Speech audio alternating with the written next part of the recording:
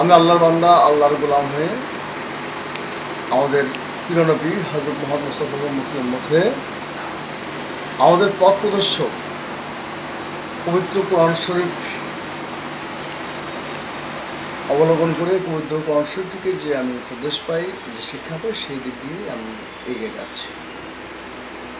তো আমি পবিত্র কোরআন শরীফে একটা বিশেষ আয়াতে পেয়েছি যে প্রত্যেক সংবাদ কার্যকরী হওয়ার জন্য একটা নির্দিষ্ট সময় আছে। আমি ব্যক্তির দায়বোধ থেকে বিভিন্ন সময় বিভিন্ন চিন্তাভাবনা আসে। মহান আল্লাহ রাব্বুল আলামিন কলহ দ্বন্দ্ব জাতিকে পছন্দ করেন না। কলহ দ্বন্দ্ব জাতিকে পছন্দ করেন না বলেই পূর্ববর্তী সময়ে বহু জনপথ অধিবাসীকে তিনি ধ্বংস করেছেন। পবিত্র কোরআন শরীফে পাইতে পেলাম ধ্বংস করছেন পূর্ববর্তী সময়ে বহু জনপথ অধিবাসীদেরকে। চলমান সময়ে বোকানীদের কল্যাণে জানতে পারলাম যে ভূগর্ভে অত গহ্বরে, মিশরের মরুভূমির নিচে, তারপরে সমুদ্র গহ্বরে অনেক প্রাচীন সভ্য নগরীর ধ্বংসস্তূপ পাওয়া গেছে। সেখানে প্রশস্ত রাস্তা, অনেক বড় বিল্ডিং, এগুলো থেকে এলো। পবিত্র কোরআন শরীফ নাযিল হয়েছে আজ থেকে 1414 বছর আগে। আর এই ধ্বংসস্তূপ হচ্ছে বহু বছর আগে, আরও অনেক বছর আগে। 1400 বছর আগে আমাদের মহান আল্লাহ রাব্বুল আলামিন আমাদের প্রিয় নবী হযরত মুহাম্মদ মুস্তাফা সাল্লাল্লাহু আলাইহি ওয়াসাল্লামের মাধ্যমে জানিয়েছেন যে পূর্ববর্তী সময়ে বহু জনপদ অধিবাসীরা আল্লাহর রাসূলের আদেশ অনুযায়ী অধ্যত্ত প্রকাশ করেছিল, আমরা ধ্বংস করেছি, কলহদ্বন্দ্ব জাতিকে আল্লাহ ধ্বংস করছেন। তাহলে প্রমাণিত যে পবিত্র কোরআন শরীফ সত্য সত্য সত্য। তা আল্লাহ রাব্বুল আলামিন যাহা পছন্দ করেন না সেগুলি করা হচ্ছে আল্লাহর সুদৃষ্টি থেকে বঞ্চিত হওয়া। মহান আল্লাহ রাব্বুল আলামিনের সুদৃষ্টি প্রাপ্তির লক্ষ্যে আমরা অনেকে অনেক কর্ম করি, নামাজ পড়ি, রোজা থাকি, হজ করি, যাকাত দিই। তেমনি যেটা পছন্দ করেন না সেটা আমাদের ত্যাগ করতে, সেটা হচ্ছে কলহ দ্বন্দ্ব সংঘাত। এখন ব্যাপারটা হচ্ছে কি, সকল পর্যায়ে সকল ক্ষেত্রে উন্নয়নের ব্যবস্থা আছে, কিন্তু অরিজিনালি মানুষের সম্পর্ক উন্নয়নে কোনো আমি ব্যবস্থা দেখতে পাচ্ছি না। যুগের প্রয়োজনে, সময়ের প্রয়োজনে যুগোপযোগী অনেক দপ্তরালয়, অনেক প্রতিষ্ঠান গড়ে উঠছে। এবং আমি পর্যবেক্ষণ করে দেখেছি যে অধিকাংশ দপ্তরালয়, অধিকাংশ প্রতিষ্ঠান হচ্ছে পার্থিব জগতালয়, অর্থাৎ পৃথিবীর জন্য করা হয়েছে। যে মনে করেন রাজস্ব বোর্ড, পৃথিবীর মধ্যে সবচেয়ে স্পর্শকাতর বিষয় টাকা, সেই অর্থ সংগ্রহ করার জন্য রাজস্ব বোর্ড। রাজস্ব বোর্ডের অধীনে যারা কর্মরত আছেন, কাস্টম অফিসাররা, তারা রাজস্ব আদায় করেন, অর্থাৎ টাকা আদায় করেন। আমি আরেকটি প্রশ্ন আপনাকে করতে যাচ্ছি। বাংলাদেশের যেই রাজনীতির যেই বেহাল দশা, চারদিকে দুর্নীতি চলছে, আপনি এই বিষয়ে আপনার বলার আছে কিছু? ব্যাপার হচ্ছে কি যে যার যার অবস্থান থেকে সে সঠিক কর্ম মনে করেই কাজ করে যায়। পদ্ধতি ছাড়া কোনো কিছু বাস্তবায়ন করা সম্ভব না। আপনি যেটাকে দুর্নীতি বলছেন, তার দৃষ্টিভঙ্গি সে দুর্নীতি নয়, তার দৃষ্টিতে সে সুনীতি। সে যদি এখন অ্যাপ্রোচ যে প্রতিরোধের ব্যবস্থা না করা হয়, আমি পবিত্র কোরআন শরীফের কথা বললাম যে সেখান থেকে পথ পেয়েছি, আমি এইভাবে আদেশ পেয়েছি বা উপদেশ পেয়েছি, পরামর্শ পেয়েছি। পবিত্র কোরআন শরীফে মহান আল্লাহ জানিয়েছেন যে ইহুদি উপাসনালয়, হিন্দুদের উপাসনালয়, মন্দির, গির্জা, এমনকি আমাদের মুসলিম দৃষ্টিভঙ্গিতে সর্বোচ্চ আল্লাহর উদ্দেশ্যে বাংলাদেশ মসজিদ পরস্পর প্রতিরোধ কিছু না করা হতো, সব ধ্বংস হয়ে যেত। আসলে যে দুর্নীতিকে যা কিছু করুক, আসলে একটা সঠিকভাবে, সুন্দরভাবে, সত্যর সপক্ষে, সত্যের পথে আহ্বানের লক্ষ্যে প্রতিদ্বন্দ্বী প্রতিপক্ষবিহীনভাবে কোনো সংগঠন, কোনো দল নাই তাদেরকে আহ্বান করবে, যার ফলে যা যা অবস্থান সঠিক মনে করছে তাই করে যাচ্ছে। আমি যেহেতু বলতে চাই একটা কথা যে আমাদের এই পার্থিব জগতের আলোকে কিছু বিষয়গুলো আমি অবজার্ভ করেছি, এটাও আমি সিদ্ধান্ত আল্লাহর মাধ্যমেই পবিত্র কোরআন শরীফ থেকে আমি উপদেশ পেয়েছি যে হে জ্ঞানীরা, দেখো তোমরা দুনিয়া করিয়া দেখিতে পাইবে সেটা সকল দিক নির্দেশনা। এই যে মনে করো আপনার ফুটবল খেলার ময়দানে, আমি আজকেই বলছি, খেলার ময়দানে, ফুটবল খেলার ময়দানে হাজার হাজার দর্শকের মাঝে 22 জন প্লেয়ার ফুটবল খেলে। সে খেলোয়াড়রা কিন্তু শক্তি প্রয়োগ করে, কৌশল প্রয়োগ করে জয়লাভ করতে খেলার ময়দানে নামে, কিন্তু মাঝখানে রেফারি আছে তাই সেখানে সংঘাত কলহদ্বন্দ্ব নাই। যদি রেফারি না থাকতো তাহলে কিন্তু কলহদ্বন্দ্ব সংঘাত অনেক কিছু হতো, কখনো সুন্দরভাবে মীমাংসা হতো না।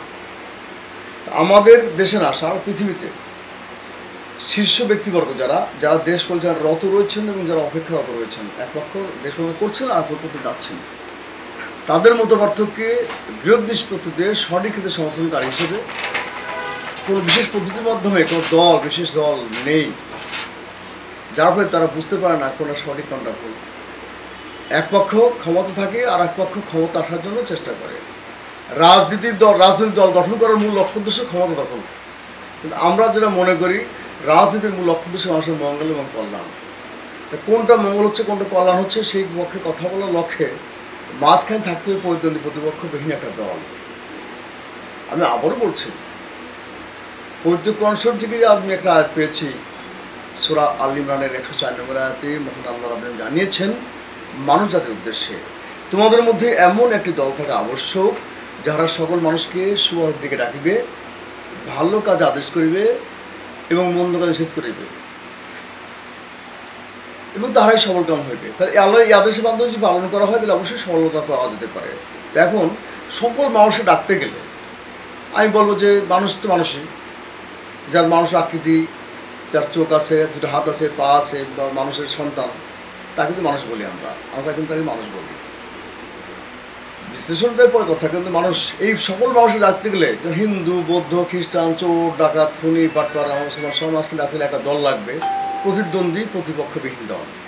প্রতিদ্বন্দ্বী প্রতিপক্ষবিহীন দল কোনটা? আমরা যত দল দেখি না কেন সকল দলই কারণ না কারণ প্রতিদ্বন্দ্বী, কারণ না প্রতিপক্ষ। প্রতিদ্বন্দ্বী প্রতিপক্ষ হওয়ার ফলে কাছে যেতে পারছে না, কিছু বলতে পারছে না। এই জন্যই প্রতিদ্বন্দ্বী প্রতিপক্ষবিহীন একটা শব্দ পেলাম, বন্ধু। বন্ধু মানে মুক্তি, বন্ধু মানে সাহায্য মাথা চুক্তি, বন্ধু মধ্যে আছে নৈতিকতা, বন্ধু মধ্যে ভালোবাসা, বন্ধু মধ্যে থাকা কুপ্ররোচনা বললাম, বন্ধু মানে পরস্পর আপন, পরস্পর সাহায্য, আশ্রয়তা। আর তার চেয়ে সবচেয়ে বড় উদাহরণ হচ্ছে মহান সৃষ্টিকর্তা আল্লাহ রাব্বুল, তিনি মানুষের বন্ধু, ইমানদারদের বন্ধু, মুত্তাকিনদের বন্ধু। বন্ধু আর বন্ধু মিলে যদি কোনো দল গঠন করে সেই দলই হবে পবিত্র কোরআন শরীফের মহান আল্লাহ আলমিনের পবিত্র বাণী সূরা আল ইমরানের 104 নম্বর আয়াতে যে আদেশ দিয়েছেন সেই আদেশ আলোকে দল হবে বন্ধু দল। বন্ধুর দল আমরা সমাজ সৃষ্টি করেছি। পৃথিবীতে যত প্রাণী আছে, যত প্রাণী, সমস্ত প্রাণীর মধ্যে একমাত্র মানুষ হচ্ছে সামাজিক জীব, তাই বন্ধু সমাজ থেকে স্থাপন করেছি। এই বন্ধু সমাজ যদি বাস্তবায়ন করা হয়, এই বন্ধু সমাজকে যদি খেলার ময়দানে রেফারির ন্যায় দায়িত্ব দেওয়া হয়, খেলার ময়দানে রেফারির বাসি ছাড়া কোনো খেলার সঠিকভাবে নিষ্পত্তি হয় না, রেফারিকে যদি দায়িত্ব দেওয়া না হয়, রেফারি কিন্তু কখনো বাসি বাজাতে পারবে না। আর আমরা বন্ধু সমাজ বন্ধুত্ববলয় গঠন করছি, সকল পক্ষ বিপক্ষের মত পার্থক্যে বিরোধ নিষ্পত্তিতে সর্বসাধারণ সপক্ষে সঠিক ক্ষেত্রে সমর্থনকারী হয়ে আমরা ভূমিকা রাখবো। আমরা বিপদগামীদের বন্ধুত্ব দিয়ে ভালোবাসাদের সঙ্গে আহ্বান করবো। এই যে কথা বলছি, বিপদগামী কারা? যারা ইচ্ছায় হোক, অনিচ্ছা হোক, জ্ঞাতসারে হোক, অজ্ঞাতসারে হোক, সহচর্যে হোক, খারাপ পথে চলে গেছে, ভুল চলে গেছে, তারা বিপদগামী। তো আমি ব্যক্তিগতভাবে আমি কিছু বিপদগামী যারা খারাপ পথে চলে গেছে তাদেরকে জিজ্ঞাসা করেছি যে তোমরা যে এই কাজ করছো, তোমরা ভালো মতো ফিরে আসো। তো আমাকে বললেন ভালো মতো আসতে চাই, বাঁচবো কী করে? আমরা একটা পিপিলিক আসেও বাঁচতে চাই, আমরা ভালো মতো আসবো? আমাদের কাজ দেবে কে, খাওয়াবে কে, টাকা দেবে কে, পয়সা দেবে কে? কারণ আমাদের সবাই ঘৃণা করে, আমাদের বেঁচে থাকার জন্য একমাত্র অনৈতিক কর্মকাণ্ড ছাড়া কোনো পথ নাই। আমাদেরকে কেউ বলে না তুমি সেই কাজ করো। সেক্ষেত্রে আমি উদাহরণ দিচ্ছি যে সত্য কথা বলতে আমার আপত্তি নেই। চলমান সময়ে যারা সরকারের দায়িত্বরত ব্যক্তিবর্গ আছেন, আমি শুনেছি তারা ওই সুন্দরবন অঞ্চলের কিছু কুখ্যাত সন্ত্রাসী ডাকাত, তাদেরকে তারা কাজের সন্ধান দিয়েছেন, কাজ দিয়েছেন, ফলে তারা কিন্তু ভারতে ফিরে আসছেন। এইভাবে যদি আমরা বন্ধুরা যার যার অবস্থানে, যার যে এলাকায়, প্রত্যেক পর্যায়ে, প্রত্যেক সেক্টরে বিপদগামীদেরকে যদি বন্ধুত্ব দিয়ে ভালোবাসাদের সুবিধা নিয়ে আসতাম, কাজের মাধ্যমে সম্মান দিতাম, তাহলে তারা কিন্তু অবশ্যই একটা ভালো রাস্তা পেত এবং তারা ভালো কাজ করত। আমাদের সেই দায়িত্ব দিলে আমরা অবশ্যই কাজ করতে পারবো। আমি বলতে চাচ্ছি চলমান সময় যুগের প্রয়োজনে, সময় উপযোগী, যুগোপযোগী অনেক দপ্তরায় অনেক প্রতিষ্ঠান গড়ে তোলা হয়। আমি আরেকটা বিষয়ে আপনাকে বলতে যাচ্ছি, বন্ধু সমাজ যেই সংগঠনটি আপনি দিয়েছেন বেস্ট একটি সংগঠন। এই সংগঠন বন্ধু মানে হাত বাড়িয়ে দেওয়া, অসহায় মানুষের পাশে, সমাজের পাশেই দাঁড়ানো, এটাই হচ্ছে বন্ধুত্ব এবং বন্ধু সমাজ। এই সংগঠনের মাধ্যমে আপনি কি বড় কোনো রাজনৈতিক দল হিসাবে বা স্বীকৃতি পাওয়ার কোনো আশা আছে কিনা? সুন্দর প্রশ্ন করা হয়েছে। আর এখানে নির্বাচনে অংশগ্রহণ করা হবে না। সবাই ব্যাপার হচ্ছে যে খেলার ময়দানে খেলোয়াড়রা খেলে, রেফারিও দৌড়ায়, খেলোয়াড়রা দৌড়ায়। রেফারি কিন্তু কখন বল লাথি মারে না, খেলোয়াড়রা বল লাথি মারে, গোল গোল ধরে, কিন্তু রেফারি দৌড়ে বেড়ায় শুধুমাত্র সঠিকের সমর্থনকারী হিসাবে। পিতা মাতার মধ্যেও কিন্তু অনেক সময় বিরোধ সৃষ্টি হয়, ঝগড়া হয়। সে বিরোধ এবং ঝগড়া মীমাংসা কারা করে? সেতু বন্ধন সন্তানরা, স্নেহের সন্তান, আদরের সন্তান, তাদের জন্য অনেক অনেক সন্ত্রাসী পিতাও নিজেকে ধৈর্য ধারণ করে সংসারকে এগিয়ে নিয়ে যাচ্ছেন এবং দিনের পর দিন, মাসের পর মাস, বছর বছর একই সংসারে একই ছাদ নিচে তারা বসবাস করেন। আমরা বাংলাদেশ বন্ধু সমাজের বন্ধুরা থাকবো সেতু বন্ধন হয়ে। আমাদের মূল লক্ষ্য উদ্দেশ্য এই পৃথিবীকে সম্প্রীতি এবং পৃথিবী করা, সম্প্রীতি এবং পৃথিবী করার উদ্দেশ্য কেন? কারণ রোজ কিয়ামত নিকটবর্তী হয়ে যাচ্ছে। তাও আমি জেনেছি পবিত্র কনসেপ্টের মাধ্যমে রোজ কিয়ামত নিকটবর্তী হয়ে যাচ্ছে। রোজ কিয়ামত আসার পূর্বে যদি আমরা পৃথিবীকে সম্প্রীতি মহতে পরিবেশ সৃষ্টি করতে না পারি, তাহলে কিন্তু পবিত্র কনসেপ্ট যেহেতু সত্য সত্য সত্য, পবিত্র কনসেপ্ট কিন্তু পেয়েছি পরজগৎ আছে, পরজগতের ভেস্ত এবং দোজক আছে। আপনি আমি আমরা যারা আছি, আমরা সবাই কিন্তু ভেস্তের কথা যাওয়ার চেষ্টা করি এবং যারা ধর্মবিশ্বাসী তারা অবশ্যই বিশ্বাস করেন এই পৃথিবীতে মৃত্যুর পর 8টা জগৎ আছে, 8টা জগৎ হচ্ছে স্থায়ী জগৎ। তো পরজগতে ভেস্তে যেতে গেলে পরে কী করতে হবে? ভালো কর্ম বেশি করতে হবে। ভালো কর্ম বেশি করতে গেলে ভালো পরিবেশ লাগবে। আজকে আপনি আমার সাক্ষাৎকার নিচ্ছেন, যদি সুন্দর পরিবেশ না হতেও সাক্ষাৎকার নিতে পারতেন না। তার ভালো কর্ম করার জন্য, ভালো পরিবেশ করার জন্য শুধুমাত্র এই দেশ নয়, সারা পৃথিবীবাসীর জন্যই করতে হবে। তা যে কোনো দেশের সূচনা যে কোনো একটা জায়গা থেকেই হয়। আমি বলছি 1863 খ্রিস্টাব্দে সুইজারল্যান্ডের জেনেভায় রেড ক্রিসেন্ট সোসাইটির সূচনা হয়েছিল। রেড ক্রস নাম, রেড ক্রস 1863 খ্রিস্টাব্দে। লক্ষ্য উদ্দেশ্য কি ছিল? কি দুর্যোগপূর্ণ পরিস্থিতিতে অসহায় মানুষের সহযোগিতা করা। উদ্দেশ্য লক্ষ্য ভালো ছিল বলে রেড ক্রস সোসাইটি থেকে আমাদের দেশেও কিন্তু আসছে বাংলাদেশ রেড ক্রিসেন্ট সোসাইটি, সারা বিশ্বে আছে। 1978 সালে সৃষ্টি হচ্ছে মানবাধিকার কমিশন। মানবাধিকার কমিশনের লক্ষ্য উদ্দেশ্য কি? অধিকার বঞ্চিতদের অধিকার লক্ষ্যে কথা বলা। অধিকার বঞ্চিতদের লক্ষ্য দেওয়ার জন্য ভালো প্রস্তাব বলে সেটা গ্রহণ করা হয়েছে।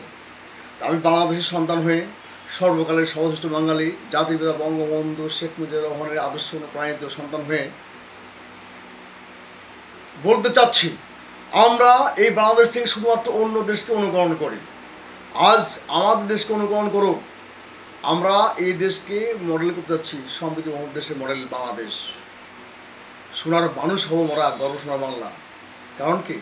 আমাদের এই বাঙালি জাতির পিতা, সর্বকাল সর্বশ্রেষ্ঠ বাঙালি জাতির পিতা বঙ্গবন্ধু শেখ মুজিবুর রহমান, তিনি সোনার বাংলা গড়ার স্বপ্ন দেখেছিলেন এবং সোনার বাংলা গড়ার লক্ষ্যেই তিনি দেশ স্বাধীনের জন্য মনোযোগী হয়েছেন, দেশ স্বাধীনতা উপহার দিয়ে গেছেন। তা সেই তার স্বপ্ন বাস্তবায়নের জন্য সোনার মানুষ হবো আমরা। সোনার মানুষ হতে গেলে অবশ্যই একটু ভালো পরিবেশ লাগবে। ভালো পরিবেশ ছাড়া, সম্প্রীতি পরিবেশ ছাড়া কখনোই সোনার মানুষ হতে পারবো না। তাই এই দেশকে পৃথিবী মডেল সৃষ্টির জন্য কলহ, দ্বন্দ্ব, সংঘাত, সন্ত্রাসমুক্ত সৌহার্দ্যপূর্ণ সমাজ মহল দেশ গড়ার লক্ষ্যেই আমরা বাংলাদেশ বন্ধু সমাজ সকল পক্ষ বিপক্ষের মতামত থেকে বিরোধ নিষ্পত্তির লক্ষ্যেই কাজ করব। আমি চলমান সময়ে উদ্ভাবক, পরিকল্পনাকারী, প্রস্তাবক হয়ে সার্বিক কার্যক্রম করে যাচ্ছি কেন্দ্রীয় সভাপতির ভূমিকায়। যাদের জন্য আমরা দল গঠন করতে চাচ্ছি সমৃদ্ধ দেশ গড়ার জন্য, মোহন দেশ গড়ার জন্য, তাদের কিন্তু সম্মতির প্রয়োজন আছে।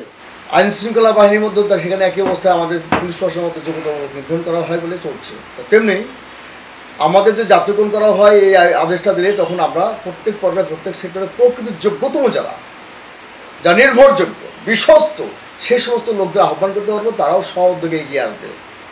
কারণ কেউ অসম্মান হতে চান না। যারা প্রকৃত যোগ্যতা নির্ভরশীল তারা কিন্তু ঠাট্টা, তামাশা, বিদ্রুপকে খুব অপছন্দ করেন। কটাক্ষতা বিদ্রুপ করুক কেউ, এটা অপছন্দ করেন। হ্যাঁ, আমি অস্বীকার করছি না, আমি স্বীকার করছি বন্ধু সমাজ গঠনকল্পে আমি এই পর্যন্ত যখন কার্যক্রম করে এসেছি, অনেকে আমাকে কটাক্ষ, তামাশা, বিদ্রুপ করেছেন, অনেকে ঠাট্টা করেছেন, অনেকেই পাগল বলছেন। কিন্তু আমার কথা হচ্ছে যে আমি পাগল হতে চাই, কারণ আমি পবিত্র কনসেপ্ট দেখেছি যে মোহাম্মদের প্রিয় নবী হযরত মুহাম্মদ সাল্লাল্লাহু আলাইহি ওয়াসাল্লাম তার বলে আল্লাহ বলছেন যাহার উপরে কোরআন নাযিল হয়েছিল তাহাকেও পাগল বলা হইয়াছিল। এমন কোনো নবী রাসূল আসেন নাই যাহাকে কটাক্ষ ধ্বংস করেন নাই। আমি যা বলছি, যদি কোনো জ্ঞানী ব্যক্তিবর্গ থাকে এটাকে আরো মডিফাই করুক, কী করে কলহ, দ্বন্দ্ব, সংঘাত, সন্ত্রাস মুক্ত সৌহার্দ্য সমাজের পরিবেশ সৃষ্টি করা যায়, আরও মডিফাই করে আমি অবশ্যই তাকে স্বাগত জানাবো, তাকে শ্রদ্ধা করবো। কিন্তু এই লাইনটাকে বাদ দিয়ে কখনোই আমরা শান্তি পাবো না। আমাদের সন্তান, নতুন প্রজন্ম, আগামী দিনের জন্য আমরা কখনোই সুন্দর দেশ উপহার দিতে পারবো না। আমাদের লক্ষ্য উদ্দেশ্য যে এই দেশটা হবে সমৃদ্ধ দেশের মডেল, এবং এই দেশকে অনুকরণ করে সারা বিশ্বে ছড়িয়ে পড়বে এক সময় হবে সমৃদ্ধির মধ্যে পৃথিবী। রোজ কেমন নিকটবর্তী, রোজ কেমন অবশ্যই হবে। রোজ কেমন পূর্বে আমরা সবাই ভালো কর্ম বেশি করবো, ভালো পরিবেশের ফলে ভালো কর্ম বেশি করলে আমরা অবশ্যই পরজগতে ভেসে যাওয়ার রাস্তা আমাদের সুগম হবে। এবং আমাদের প্রকাশ্য শত্রু অভিশপ্ত ইবলীস শয়তান, যে মানুষের মধ্যে বিরোধ সৃষ্টি উস্কানির প্রতিটা মুহূর্তে হিংসা প্রয়োগের মাধ্যমে, সেই শয়তান আমাদের পৃথিবীতে যখন আদম আলাইহিস সালাম এবং শয়তান আগমন করেছিল তখন শয়তান আল্লাহ ওয়াদা করে আসছে যে আমি তোমার মা জাতিদেরকে আমি কুপ্ররোচনা, কুগ্রহণ দিয়ে খারাপ পথে পথিক করে আমি তাদেরকে নিয়ে জাহান্নামে বেশি ভর্তি করবো। আর আল্লাহ রাব্বুল আলামিন সূরা আস-সামাতে 173 আয়াতে জানিয়েছেন নিশ্চয়ই আমার সৈন্যগণ জয়যুক্ত থাকবে। তাই আমরা জয় করতে চাই, অধিকাংশ মানুষ বেঁচে যেতে চাই। রোজ কিয়ামতের শেষ দিন, সেই দিনে অধিকাংশ মানুষ ভালো কর্ম করে পূর্ণমতা বৃদ্ধি করে আল্লাহ রাব্বুল আলামিন শুধু সন্তুষ্ট হওয়ার মাধ্যমেই আমরা অধিকাংশ বেঁচে যাব। আমাদের এই লক্ষ্য উদ্দেশ্য নেই বাংলাদেশ বন্ধু সমাজের সূচনা করেছে বিদেশ থেকেই। আমি জানি না আমাদের শীর্ষ ব্যক্তিবর্গ তারাও মনোযোগী হচ্ছেন কিনা, তারা বিশ্বাস করি তারা অবশ্যই মনোযোগী হচ্ছেন, কারণ তাদের কাছে বিভিন্ন সময় বিভিন্ন লেখালেখির মধ্যে সকল কাগজ পাঠাচ্ছি, দাওয়াত দিচ্ছি, তারা পড়ছেন, তারা দেখছেন, তাদেরকে ধন্যবাদ জানাই এই জন্য যে আমাদের আজ পর্যন্ত কোনো পক্ষ থেকে কখনো বাধা সৃষ্টি করেন নাই। আলহামদুলিল্লাহ, শুকরিয়া দেন আল্লাহকে। আল্লাহ তাদেরকে মঙ্গল করুক, তাদেরকে ভালো রাখুক। তারা তাদের পরস্পরের মধ্যে থেকে হিংসা, বিদ্বেষ, অহংকার ত্যাগ করে ভ্রাতৃত্বের মধ্যে সবার মিশ্রণে আমাদেরকে এই দেশকে সমৃদ্ধ দেশ গড়ার লক্ষ্যে তারা এগিয়ে আসুক, তারা সমৃদ্ধ হোক, এই দেশকে বন্ধুর দেশ বাংলাদেশ গড়ে তুলুক। সর্বকালের সর্বশ্রেষ্ঠ বাঙালি জাতির পিতা বঙ্গবন্ধু শেখ মুজিবুর রহমানের স্বপ্ন সোনা বাংলা গড়ার সহায়ক হয়ে আমরা সোনা মানুষ হয়ে সমৃদ্ধি বন্ধুদের দেশ গড়ে তুলব এবং সারা বিশ্বকে একসময় সমৃদ্ধ দেশ গড়ার সূচনা করব।